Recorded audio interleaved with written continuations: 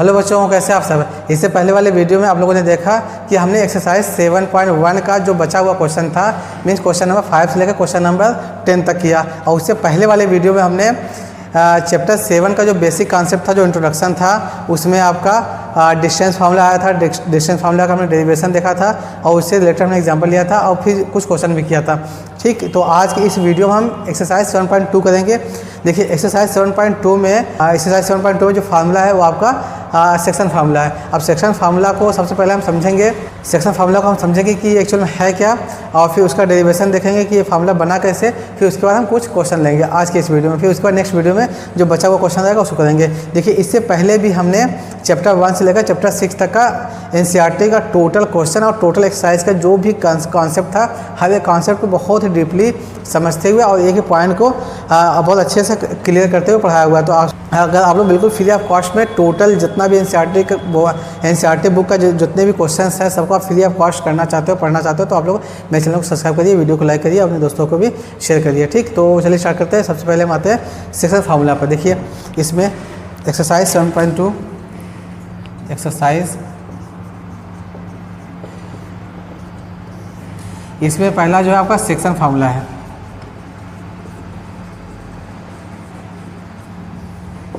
ठीक, तो सबसे पहले हम क्या काम करते हैं, सेक्शन फार्मूले को देखते हैं कैसे बना है फार्मूला। देखिए हमने माना ये आपका एक पॉइंट ए है, इसका पॉइंट x1 y1 है, और दूसरा कोई पॉइंट b है, इसका पॉइंट x2 y2 इसका पॉइंट है। दोनों का पॉइंट को हमने मिला दिया। अब इसके बीच में कोई एक पॉइंट p है, इसका पॉइंट x और y है। ठीक है, तो हमको x और y की वैल्यू निकाली। इसमें x क्या आएगा और y का वैल्यू क्या आएगा, यही इसका कोऑर्डिनेट हो जाएगा। ठीक, तो अगर हमने क्या काम किया, इसको हम xy प्लेन में मान लिया हमने, इसको ये आपका x एक्सिस हो गया और ये आपका y एक्सिस हो गया। ठीक, अब देखिए ये जो आपका x a है, ये x एक्सिस से अगर यहाँ डिस्टेंस देखेंगे तो हमको मिलेगा x1, ये एक डिस्टेंस हो गया। फिर जो दूसरा डिस्टेंस है ये, जब भी इसकी बात करते, देखिए जब भी हम किसी भी पॉइंट का किसी भी कोऑर्डिनेट को लेते हैं तो हमेशा हम ओरिजिन से ही उसके लेंथ को लेंगे। ठीक, या ओरिजिन से इसको काउंट करते हैं। तो ओरिजिन से पहला जो पॉइंट है a, x एक्सिस के लिए x1 हो गया। और फिर b के लिए जो आएगा ये आपका x2 हो जाएगा। ठीक है, अब देखिए अब बीच में जो पॉइंट है इसको मान लिया हमने, ये आपका x है, जैसा कि आप देख सकते हो उसमें दिया हुआ है।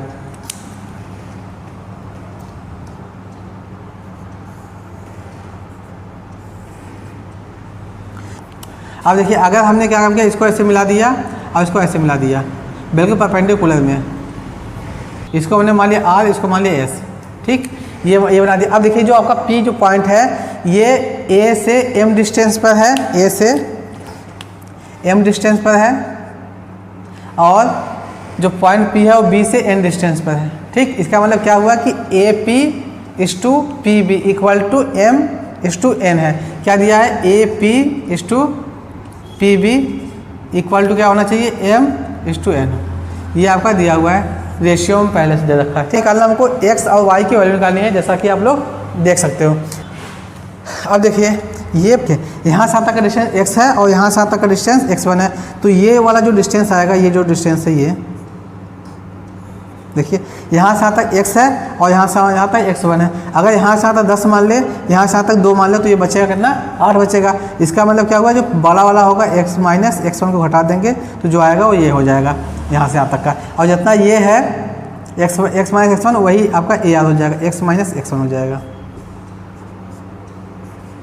एक ही हो गया। अब दूसरे के लिए बात करते हैं। देखिए ये पूरा का पूरा क्या x2 है और यहाँ से यहाँ तक x है, तो हमको ये वाला डिस्टेंस निकाला है। तो पूरे में से अगर x2 घटा देंगे तो हमको मिल जाएगा यहाँ से यहाँ तक का जो डिस्टेंस। मान लिया हमने, ये आपका a डैश है, ये r डैश है और ये आपका s डैश है। ठीक है, तो a डैश r डैश का डिस्टेंस x माइनस x1 हो गया। हमको r डैश और s डैश का डिस्टेंस निकालना है। तो हमको पता है कि यहाँ से जो o है ओरिजिन है, ओरिजिन से o से लेकर के r डैश का जो लेंथ है वो x है, और फिर o से लेकर s डैश का जो डिस्टेंस है वो x2 है। तो घटा देंगे तो हमको मिल जाएगा x2 माइनस x, ये मिल जाएगा। ये आपका कहाँ से कहाँ तक डिस्टेंस है, r डैश s डैश का डिस्टेंस। जितना ये होगा उतना आपका r और s भी होगा, अब p और s होगा सॉरी। यहाँ से तक का जो डिस्टेंस होगा x2 माइनस x होगा। ये डिस्टेंस हो जाएगा। अब देखिए इसमें दो ट्रायंगल आप लोगों को दिख रहा होगा। एक ट्रायंगल आपका है PAR है, जो दूसरा ट्रायंगल है BPS है। इन दोनों ट्रायंगल को हम अलग से बना लेते हैं। ठीक, ये तो आपका एक्स एक्सिस के लिए हो गया। और ये दोनों इसका जो बना हुआ है जो ट्रायंगल है, ये वाला ट्रायंगल और ये वाला ट्रायंगल, इन दोनों को हमने इसको यहाँ बना लिया और इसको यहाँ पर बना दिया।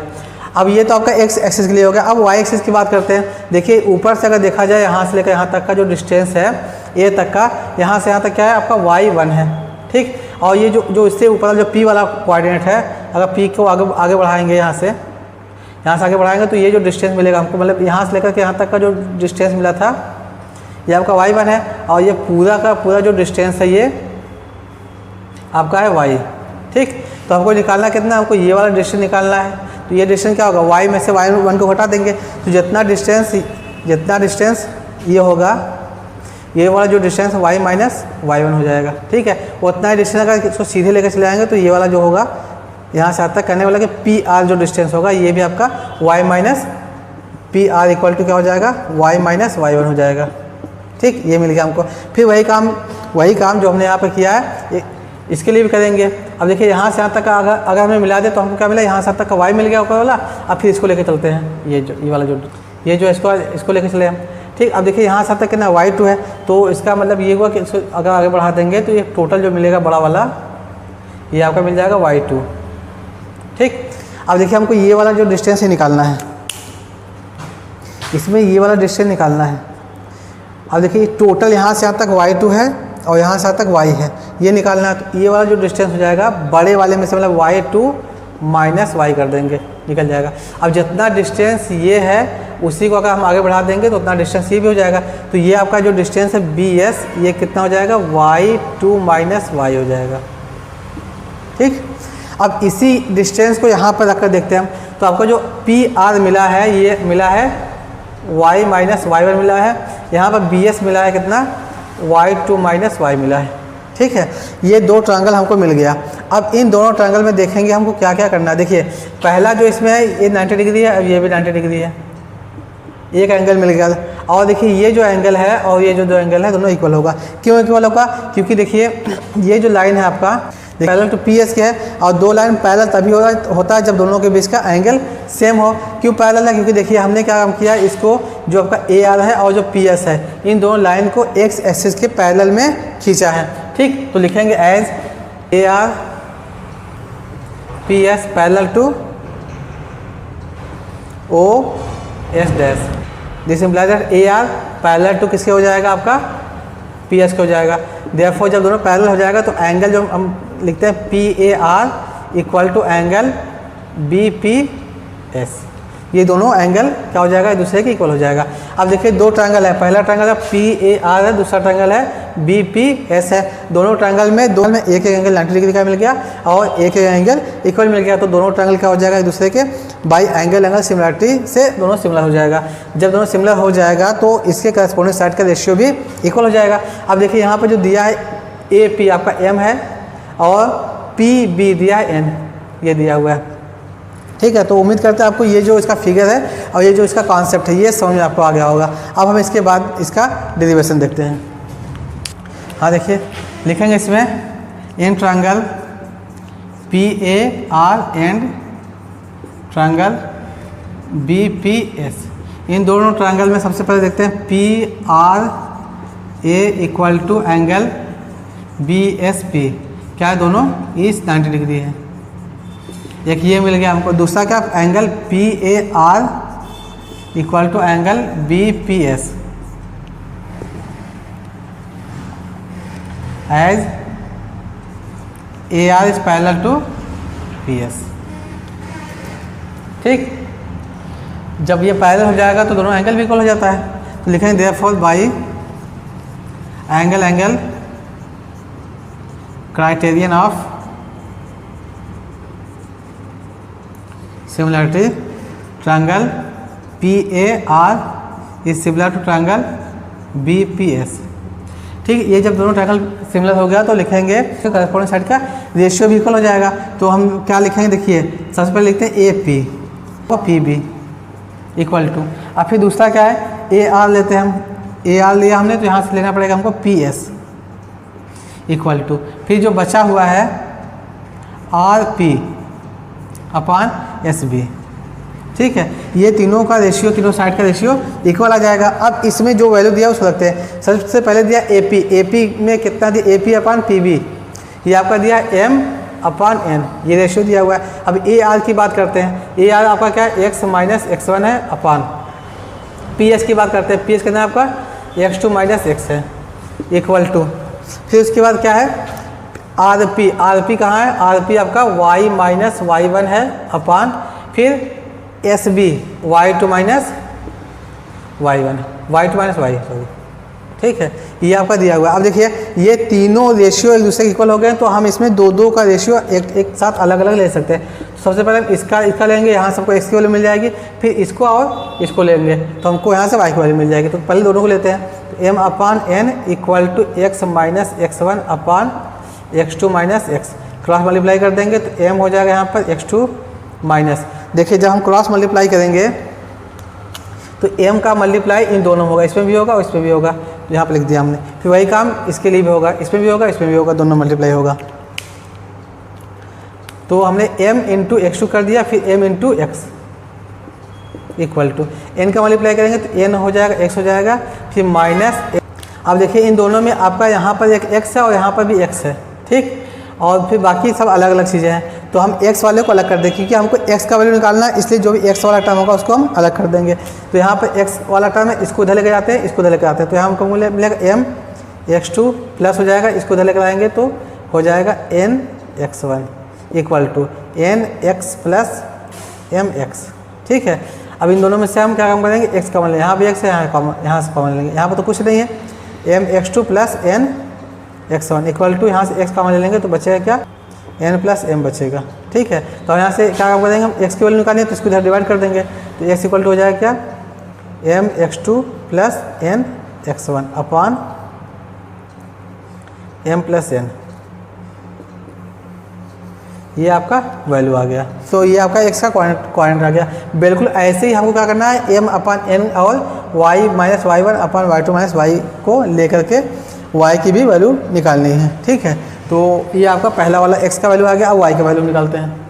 हाँ देखिए m upon n equal to आपका है y minus Y one upon Y two minus Y, cross multiply करेंगे तो m हो जाएगा Y two minus m Y equal to N Y minus N Y one.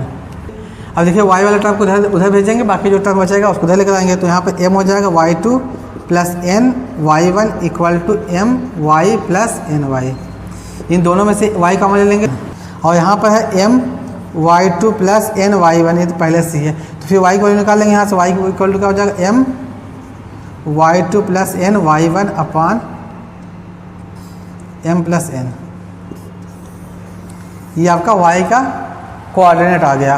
तो कहते हैं आपको ये समझ आ गया होगा। अब इसी में देखिए इसमें एक केस ये हो सकता है कि अगर m और n दोनों इक्वल आ जाए, कहने का मतलब जो रेशियो है दोनों इक्वल आ जाए या इक्वल पार्ट में उसको डिवाइड करें, तब के लिए क्या होगा, एक केस ये बनता है, उसको देखते हैं। और फिर उसके बाद अगर किसी भी क्वेश्चन में इसका जो x y का वैल्यू दे रखा है और हमको उसका रेशियो पूछे तब क्या करेंगे। ठीक, इन दोनों को हम देखते हैं। देखिए केस फर्स्ट मान लेते हैं इसमें, case first if m equal to n then तब क्या होगा, जैसे मान लिया कि हमने कोई दो पॉइंट दिया हुआ, एक पॉइंट आपका a है और दूसरा पॉइंट b है, इसका पॉइंट x1 y1 है और इसका कोऑर्डिनेट x2 y2 है, इसके बीच में कोई पॉइंट x y है। ठीक, और यहाँ पर जो इसका रेशियो है m n टू n है और यहाँ पर m इक्वल टू n, ये दोनों रेशियो इक्वल दिया हुआ। उस केस में क्या बनेगा, यह है कि हमको पहला जो रेशियो दिया जाएगा इसको उठाएंगे इस दूसरे वाले से, फिर पहले वाले कोऑर्डिनेट मल्टीप्लाई कर देंगे। ठीक, तो यहाँ पर हमको मिल जाएगा क्या, m x2 प्लस, फिर इसी काम को उल्टा करेंगे, n को उठाएंगे इसके पहले कोऑर्डिनेट मल्टीप्लाई कर देंगे, तो क्या हो जाएगा, n हो जाएगा x1 हो जाएगा अपान, फिर दोनों को जोड़ देंगे m प्लस n, ये आपका बन गया। अब इसमें देखिए m इक्वल टू n दिया हुआ तो क्या होगा, देखिए दोनों इक्वल दिया तो हम लिखेंगे m x2 plus m x1 अपान m प्लस m, तो क्या दोनों में से m कॉमन ले लेंगे ऊपर से, तो मिलेगा क्या, x2 प्लस x1 मिलेगा अपान 2m m से कट गया तो मिलेगा क्या हमको x1 प्लस x2 अपन 2। कहने का मतलब ये हुआ कि अगर ये जो पॉइंट है बिल्कुल बीच में होगा, ये जो P वाला जो पॉइंट है ये बिल्कुल A और B के बीच में बिल्कुल होगा, तो क्या काम करेंगे, दोनों के पहले कोऑर्डिनेट को जोड़कर आधा कर देंगे। फिर वैसे y का भी वैल्यू हो जाएगा y equal to y1 plus y2/2 हो जाएगा। ठीक है, ये कब के लिए, जब दोनों रेशियो इक्वल हो। कहने का मतलब यहाँ पर जो m और n है 2:2 हो, 1:1 हो, 3:3 हो, बिल्कुल सेम रेशियो में डिवाइड करेगा। तो हमको सिंपल से कुछ भी नहीं करना है, बस दोनों को पहले वाले कोऑर्डिनेट को जोड़ करके, दोनों के पहले कोऑर्डिनेट को जोड़ करके 2 से डिवाइड कर देंगे तो हमको x का वैल्यू मिल जाएगा, और फिर पहले और दूसरे के y कोऑर्डिनेट को जोड़ करके उसका आधा कर देंगे तो हमको y का वैल्यू मिल जाएगा। तो ये हो गया। देखिए, एक तो ये आपका फर्स्ट केस हो गया जब दोनों रेशियो इक्वल हो। अब जो सेकंड इसमें आता है कि हमको किसी भी क्वेश्चन में अगर हमको ये x देते हैं और y देते हैं, तो उसके लिए क्या काम करना है, और हमसे पूछ ले कि m/n की वैल्यू क्या होगी। ठीक है, उसके लिए क्या करते हैं उसको फिर देख लेते हैं। देखिए, दे देख if p x y and x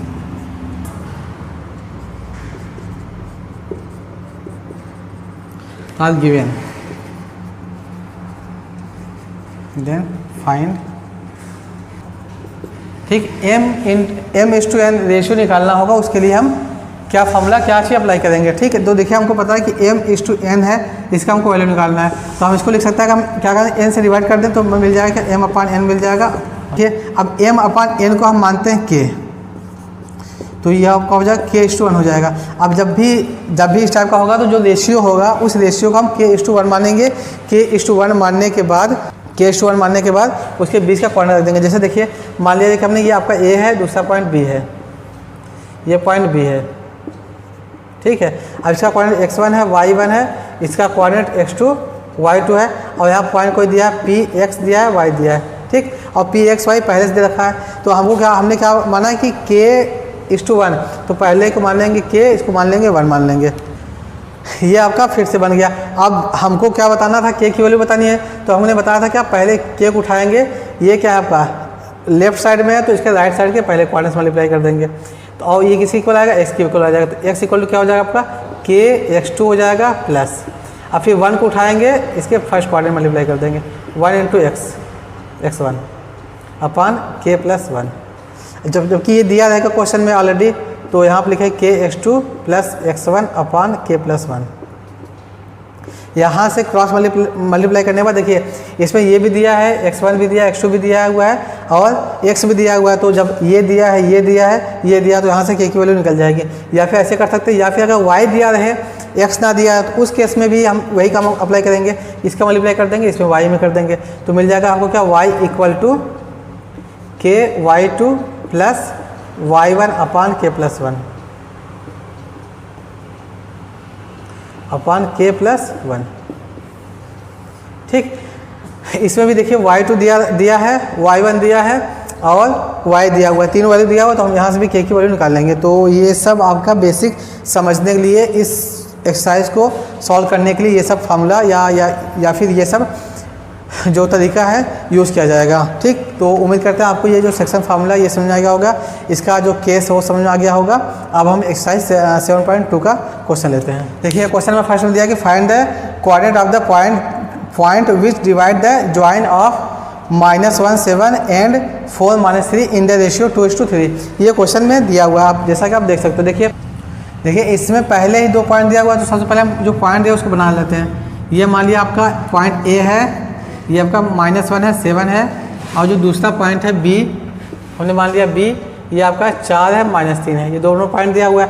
अब इसके बीच का जो कोऑर्डिनेट है पी, हमको ये निकालना है pxy, ये नहीं दिया है। और जबकि रेशियो दिया हुआ है, जो रेशियो पहला दिया आपका 2 है, फिर दूसरा क्या 3 है, 2:3 रेशियो दिया हुआ है। तो हमने इससे पहले क्या बताया था कि जब भी x का कोऑर्डिनेट निकालना होगा तो सबसे पहले जो ये है पहला उठाएंगे रेशियो, उसको उठाने के बाद जिस साइड का रेशियो उठाएंगे उसके अपोजिट साइड के कोऑर्डिनेट्स मल्टीप्लाई करना होगा, ये इसे मल्टीप्लाई कर देंगे। ठीक है, तो यहाँ पर क्या हो जाएगा, x इक्वल टू 2 × 4 प्लस, अब फिर क्या करेंगे, 3 को उठाएंगे, उठाने के बाद मल्टीप्लाई कर देंगे इसमें, तो क्या हो जाएगा 3 × -1 जो का पहला कोऑर्डिनेट अपान। अब जो रेशियो दिया हुआ, दोनों रेशियो को जोड़ देंगे 2 + 3, ये आपका हो जाएगा 8 हो जाएगा -3/5। देखिए ये 8 में से 3 गया 5, 5/5 कट जाएगा, आ जाएगा 1।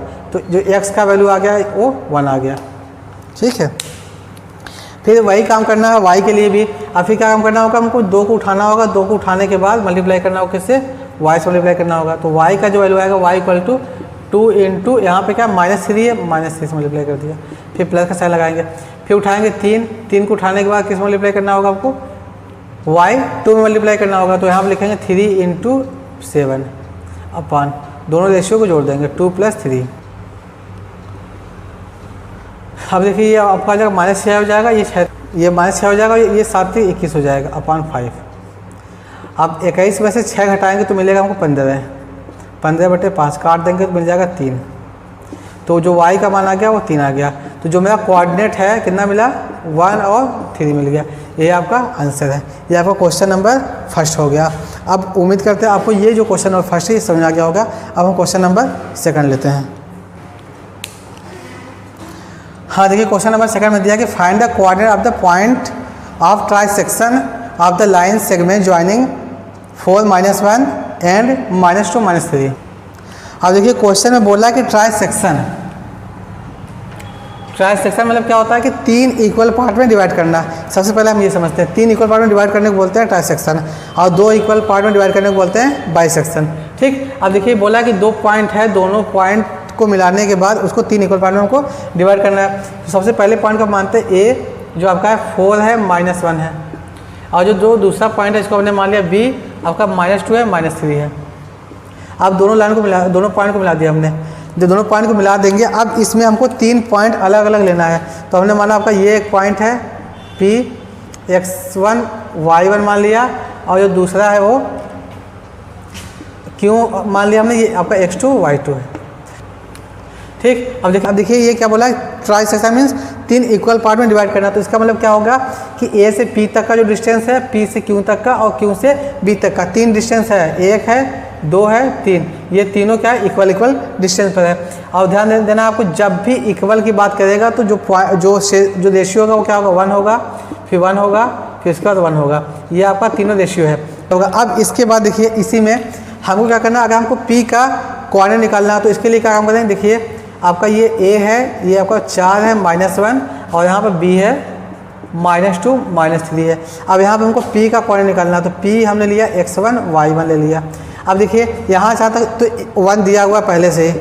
अब यहाँ से लेकर यहाँ तक देखिए 1 है फिर 1 है, दोनों को जोड़ देंगे 2 हो जाएगा। तो ये किसके लिए हो गया, आपका P के कोऑर्डिनेट को निकालने के लिए हो गया। बिल्कुल वैसे ही Q के कोऑर्डिनेट को निकालने के लिए क्या काम करेंगे, 1 + 1 2 हो जाएगा, और यहाँ पर 1 हो जाएगा, 2:1 होगा रेशियो।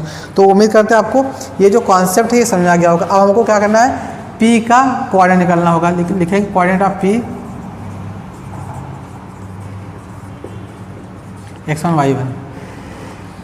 अब देखिए जो हमने इससे पहले बताया था कॉन्सेप्ट कि सबसे पहले उठाएंगे पहले वाले रेशियो को उठा करके मल्टीप्लाई कर देंगे दूसरे वाले के फर्स्ट क्वाड्रेंट में। तो हमको मिलेगा x1 बराबर 1 × -2 प्लस फिर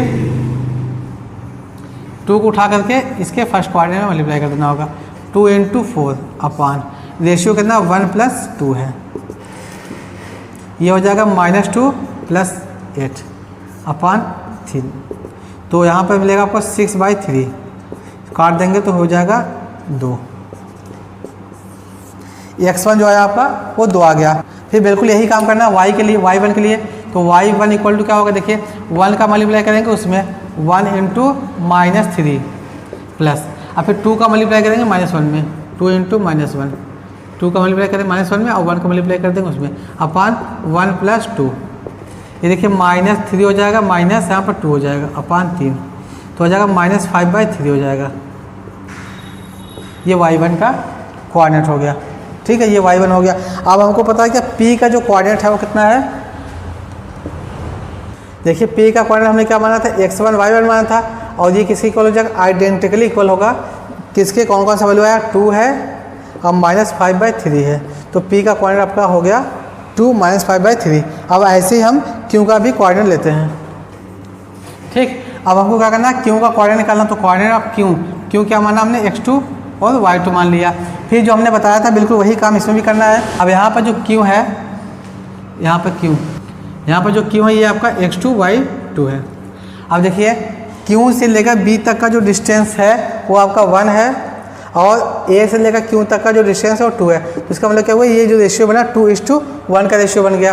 तो इसके लिए फिर हम x की वैल्यू निकालने के लिए क्या करेंगे, जैसा कि हमने बताया, इसको उठाएंगे, पहले रेशियो को मल्टीप्लाई करेंगे दूसरे वाले के जो कोऑर्डिनेट है फर्स्ट कोऑर्डिनेट से। तो क्या हो जाएगा 2 × -2 प्लस, फिर 1 को उठाकर मल्टीप्लाई कर देंगे इसमें। तो 1 × 4/2 + 1, यहाँ क्या 2 2 4 -4 हो जाएगा +4/3। ये आपका क्या हो 0/3, ये हो जाएगा 0। तो जो x2 का जो कोऑर्डिनेट आया, x2 का कोऑर्डिनेट कितना आया, वो 0 आ गया। फिर ऐसे ही हमको क्या निकालना है, y2 का निकालना है। तो y2 = हो क्या जाएगा, अब इसका मल्टीप्लाई करेंगे -3 में। तो 2 × -3 प्लस 1 का मल्टीप्लाई करेंगे -1 में, 1 × -1/2 + 1। अब देखिए y2 हो जाएगा आपका -6 और मल्टीप्लाई करें -1/3, हो जाएगा क्या ये -7/3। तो आपका y2 का जो वैल्यू आ गया वो -7/3 आ गया। तो क्यू का जो कोऑर्डिनेट हमने माना था, क्यू का जो कोऑर्डिनेट था x2 y2 था, ये किसके इक्वल हो जाएगा, आइडेंटिकली इक्वल होगा 0 -7/3 के। यही आपका आंसर हो गया। ये आपका क्वेश्चन नंबर 2 भी हो गया। तो उम्मीद करता हूँ आपको क्वेश्चन नंबर 1, क्वेश्चन नंबर 2 और जो सेक्शन फार्मूला है उसका बेसिक कॉन्सेप्ट सब अच्छे समझ आ गया होगा। तो आज की इस वीडियो में बस इतना ही। अब मिलते हैं नेक्स्ट वीडियो में। इसके बाद जो बचा हुआ क्वेश्चन है, मतलब करने का क्वेश्चन नंबर 3 से लेकर के क्वेश्चन नंबर 10 तक, उसको समझेंगे। तब तक के लिए बाय बाय, टेक केयर।